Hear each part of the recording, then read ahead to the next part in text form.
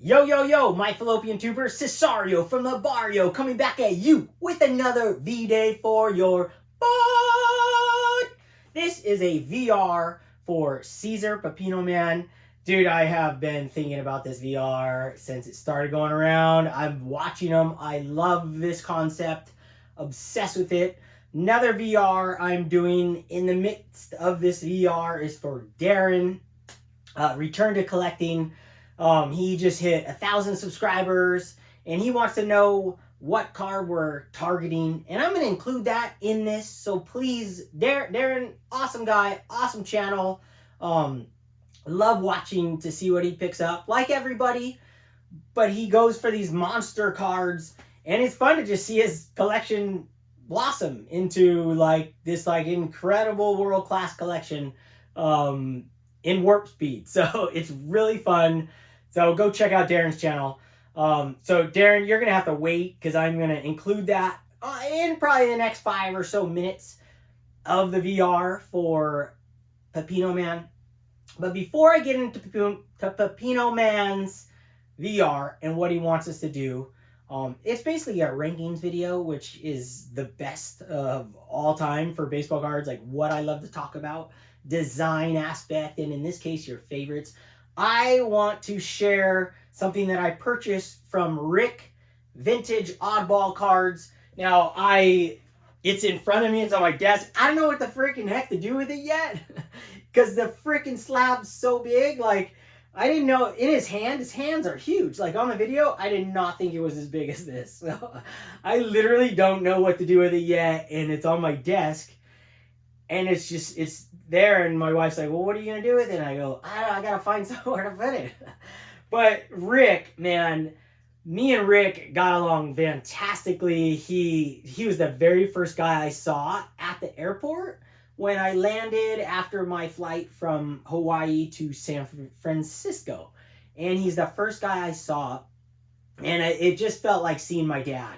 It was he's such a like incredible, calming person. I love being around him. And when me, him, Greg, and Mike, Greg's dad, were in the airport, because we saw Greg and Mike, Greg's dad, in the airport, Rick was busting out baseball cards in the airport before our flight. I mean, we were like, I had 2 Babe Ruths in my hand.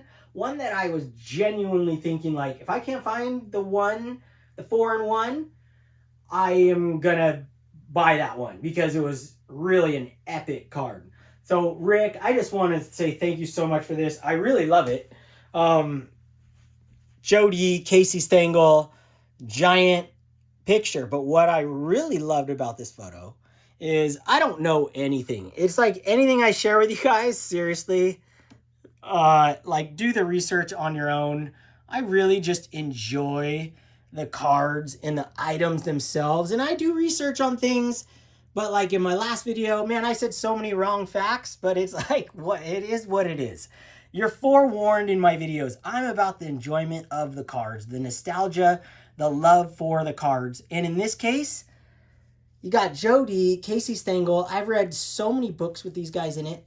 This is a type 1, so I believe the first time this was printed off the original negative, or actually printed off the original negative, whether it's the first time or not. I did talk to Rick about them, but you know, you don't remember every conversation you have in detail. But what I loved about this is this was the property of the New York Yankees.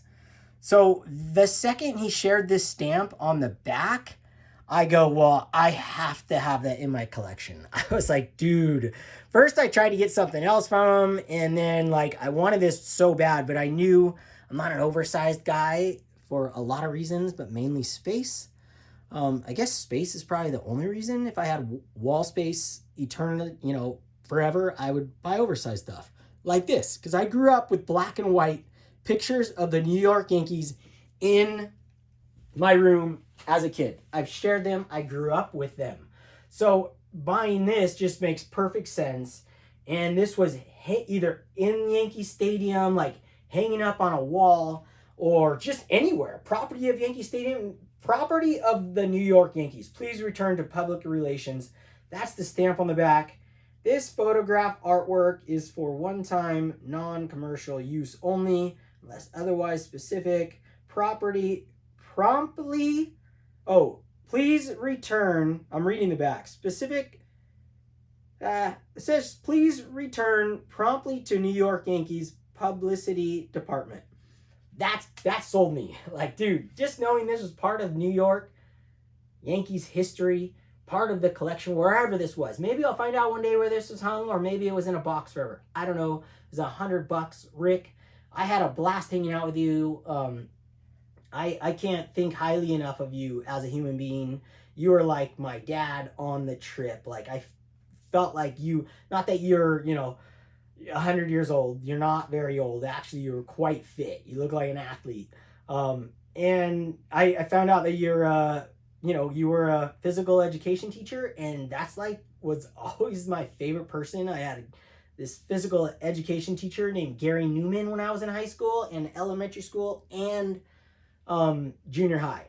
And I loved the guy. I wanted to do that. And my sister is a physical education teacher as well. And I'm like, that's the best job in the world. So me and Rick got along fantastically.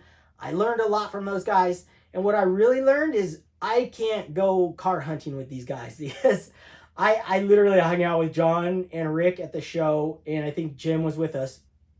And I was hanging out with them for like 30 minutes. And they walk up to a table with all these black and white cards and things like this and all this crazy rare stuff. And they were there, they're hunting. And after like 5 minutes, I'm like, okay, well, I'm not going to buy any of these. They don't interest me at this point in my collecting. So I like took off. Came back like an hour later. They're still in that same little vicinity. And then I saw what John bought, and I knew he was going to buy it. The second the guy brought out this envelope to go with it, I was like, oh, he stole them. So I was there for that. But it felt like they were there for like 3 hours, and I just knew that wasn't my thing. So I had to just continue on. But Rick, thank you. It was a pleasure hanging out with you. It was great to get to know you. I have so much respect for you as a human being and as a collector and all the above. So, okay, so Caesar, man, he's a legend. Oh, hold on, let me make sure. Oh man, I might not even have been on that video. I was gonna keep doing that back and forth, dude. I might not have been on there. So what Caesar wants us to do is he wants us to pick our favorite card from each decade, and we can start wherever we want. So what I did over the last week and a half about thinking of each card is that's impossible to like just pick one that I truly love, except in like one case, literally one slot. You guys probably know what that is. But even that, I included another card with it. So what I did was cards that I just really truly love in this very second, in this moment, in this, the last few weeks or the last few months, something that just resonated and resonate deep with me for my collection. So that's what I'm going to share with you guys. So cheers, Caesar. You're a legend. I love your videos. You entertain, you educate, and you make baseball cards fun always. It's just an enjoyable thing for me to turn on one of your videos and to be friends with you in our live streams that we've done a few of together. Always a blast. Can't wait to hang out with you when we go to Frank and Sons together. When I come back to California at some point, you will be getting a phone call. We'll be heading over there with a bunch of other YouTubers that live in that area, like Rick Acosta, Paul, Fast Breaks and Breakfast, George Diamond Yard. Maybe we'll get him to go from Arizona. So without further ado, Caesar, thank you. Freaking awesome. You're just an awesome guy. So go check out Caesar like you haven't already. And let me show you my cards.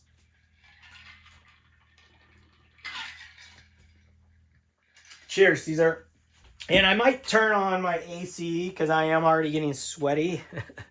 So if the audio gets a little worse, is what it is. But for right now, I'm okay. All right, first one, I'm starting from the 1930s. Now, I have older cards, but I chose to start from the 1930s for a very specific reason. And, of course, I can't share this card enough right now. I can't look at it enough. It's seriously my favorite card in my entire collection at the moment. Without a doubt. That's the Babe Ruth 1935. Gaudy 4-in-1. Just a freaking sick baseball card. An iconic card since I was a kid. And every day I get home from wherever I am, surfing, work, anything, I come home and on my wall is this Babe Ruth. Oh yeah, and I brought this card out. Frank Frisk. Now, it's a different image here, but it's very similar. So maybe the artist took did a little number on it, and it might be, I bet this was probably from this. Or actually, yes, this is first. So yeah, they probably still use the same thing because obviously the same photos were used on the front as the 33 Gaudis. So I thought this would be cool to share together. But let's just look at this Babe Ruth. And this touches Darren, return to collecting. What card am I hunting now? Now, the thing is with me is that I feel like I'm heading in the way of Mangini style, where I want one card from every set, but not every single set. I'm more of like the iconic sets, or I should just say the mainstream set. That's a better way to put it. And the only one that I just recently sold a card I had for ages. I had a 34 Gaudi. I sold it, and I want to pick up either the Lou Gehrig or the Jimmy Fox. And then I'll have one 34 Gaudi in my collection. And that's how my collection's going. My collection is me trying to get one card from every major set out there. At least one card. Some cards I'm going to have more, like this card. This set right here, 35 Gaudi 4-in-1. I have numerous copies. So, man, I could spend 20 minutes on one card, I'm realizing. All right, so next up, so that's 1935. We're going to 1940s now. Now, this card's really awesome. It's not like my favorite looking card, but I bought this literally at a park. Like meeting under a park bench. You know, you're looking at somebody's collection probably 6 years ago or something. And we met at a park, and he had this. And who would ever think on a little island that they'd have some super old cards? This is the Hannes Wagner 1940 play ball. It's an awesome image. Now, I'm not a black and white card fan, but I'm also not anti them. Like, they still think they look really good, and I need a card from every set. And this, doesn't just check the box. It's a freaking Hannes Wagner. And I look at this on my wall when it's up. It's in my binders right now, but it was really fun to pull it out. And I bought this at a park, literally at a park, going through baseball cards and buying a collection, small collection, but this was part of it. This is a 2. I love this card. 1940 play ball. One of not my favorite set. I'll probably never buy another card from that set again. Never say never, whenever I say never, I do. But I probably never will, because I would much prefer the 1941. Like, not even remotely in the same vicinity in my brain. Next card, 1950s.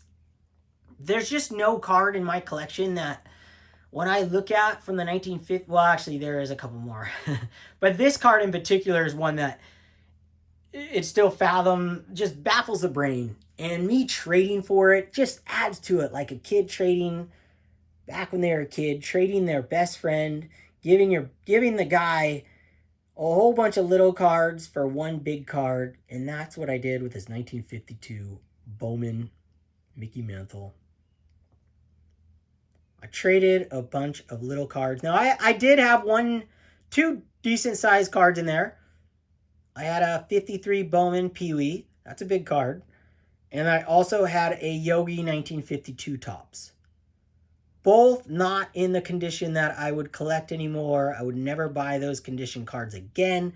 But other than that, I had about 12 other cards that were very low dollars. You're talking leaders cards, things like that. Like, blew my mind, and the guy traded, and all I had to do was add $200.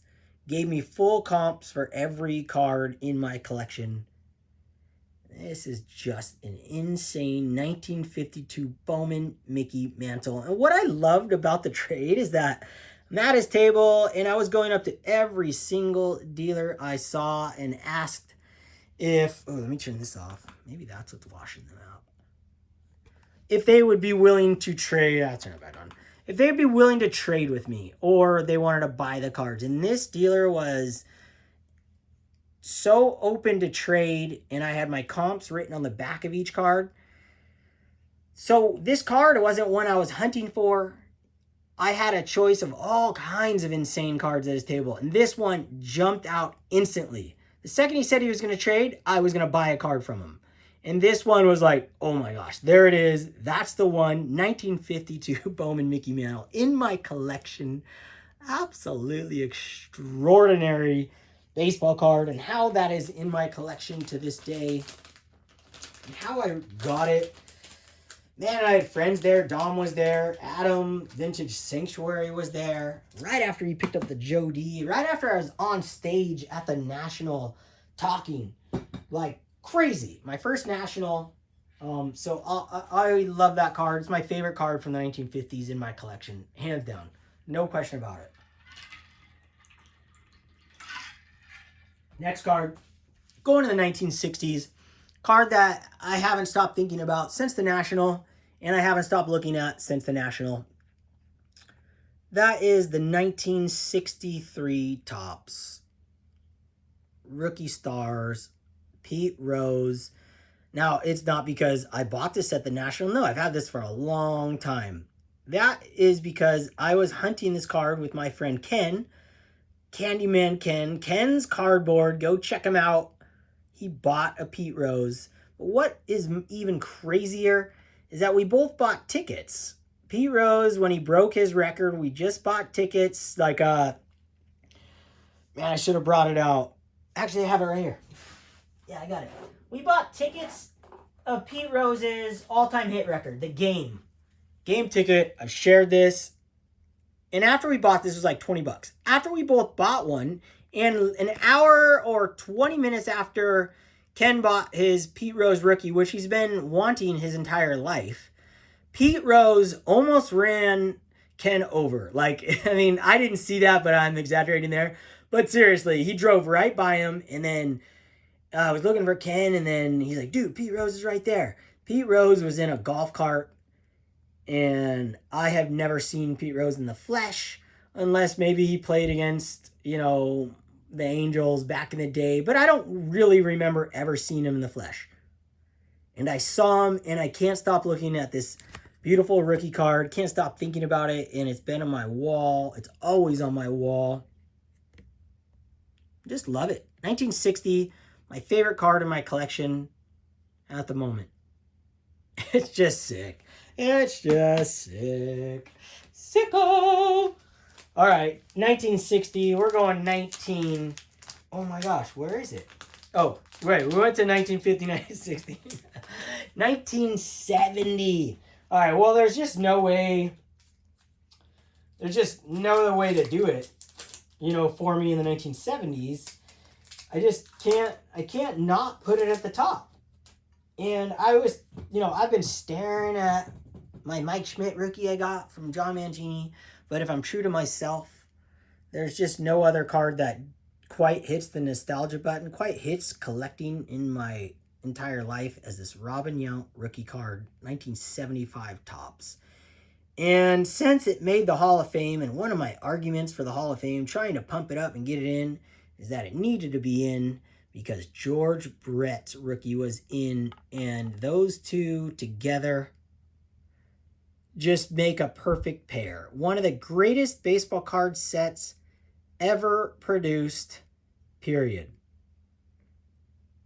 I love the colors. I love that there's two gigantic rookies in the set. You're talking 2,000-3,000 hit club members. It's unheard of. Same year, same rookie card, same year as the rookies. Like, these two cards always displayed together on my wall. Magical cards. So absolutely had to show the Yount rookie for 1970s. All right, moving on to the 1980s. 1980s, dude, like every year was impossible. 1980s, man. I guess I would say my number one favorite card in the 1980s, the one that hits the most nostalgic buttons, is the 1986 Fleer Jose Canseco with Eric Plunk. I've shared it before. But my second most nostalgic card that hits the spot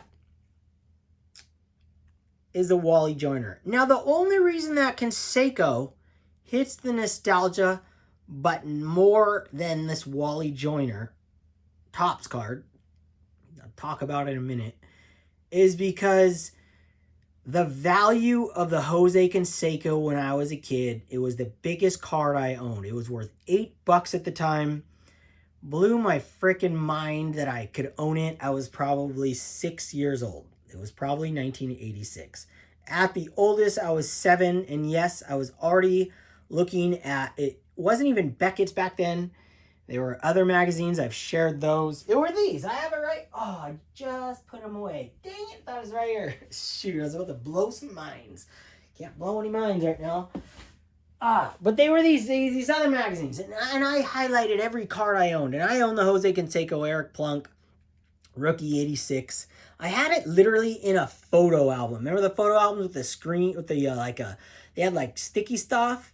And then the film would fold up and you'd push it on there. Well, I put my Jose Canseco in there. You know, I didn't know. I literally, when I started collecting, I had them in a literal cigar box with rubber bands around them. And then I upgraded to photo albums, which is technically not an upgrade because they had sticky residue. I put them in there. I mean, come on. But second place, and more than second place, right now in my heart, Wally Joyner. This card in particular, this 1987 OPG Wally Joyner autographed, was a gift from my bunkmate for about a 3/4 of a night. Picker Jim, he gifted this to me at the National. My very first OPG, Wally Joyner, Topps. But what I really love about this card, or I love, like, this actual piece of cardboard, me and Jim had a freaking blast hanging out together. I love the guy. Like, every time I saw him, I wanted to smile. The very first night, I mean, man, I hadn't slept in like 38 hours. I was up till about 2 in the morning, 1:30-ish, and I called it quits. Jim, he just kept on going. And I was the bottom bunk, and he was going to go top bunk. And I kept going, you sure you want to go top bunk? I'll go bottom bunk. You know, and he's like, nah, no way, I got it. The time that they were being so loud and they were up so late that I'm going to go switch. I'm going to go find another room. So I found another room with an empty bed. And I was like, dude, there's nobody in here. So I plopped myself in there at like, probably trying to sleep for about an hour. And so like 3 in the morning, I got up and I went, I'll get in front of the camera. And I was like, oh, I need to sleep. Dude, I hadn't slept. So I go sleep. And then Jim wakes up in the morning, and I kid you not, he went to bed at like 4 o'clock in the morning, which so did numerous people. Woke up at like, he probably ended up going to sleep at like 5, right? Wakes up at 6 in the morning, and he said he was looking everywhere for me on the bed, the lower bunk. He's like, dude, Dylan's gone, telling Reindeer Scott. He's like, dude, Dylan's gone, where is he? I shifted beds to the other room, and I'll never forget that. It was freaking hilarious. He came in and he found me, and he's like, oh my gosh, I was looking for you. You want to go on a walk? I go, are you kidding me? You just went to bed. Do I want to go on a walk right now? I felt like I was gonna throw up. It took me, I said before I went, like, gosh, my number one goal is to not puke, because you get, you're partying with your friend, you're having a good time, and now about once every 2 years, like, take it a little excess and drink a little too much, and then it's normally the next day that I throw up. But sometimes that night, the old puke and rally, I can do that. But that day, that night, that morning, I felt like death. It wasn't until about 11 o'clock where I felt like I came back to life. And if you've ever drank and been hungover, it's like giving yourself the flu for 5 hours. Oh, it's the worst. You can't eat. You're just nauseous. You're just sick. And then when you come back to life, you're like, oh, this is the best. You're like, oh my gosh, I'm unstoppable. So I'll never forget that story. It's a gym and this card. Freaking sick. Love it. My favorite card right now. My favorite card from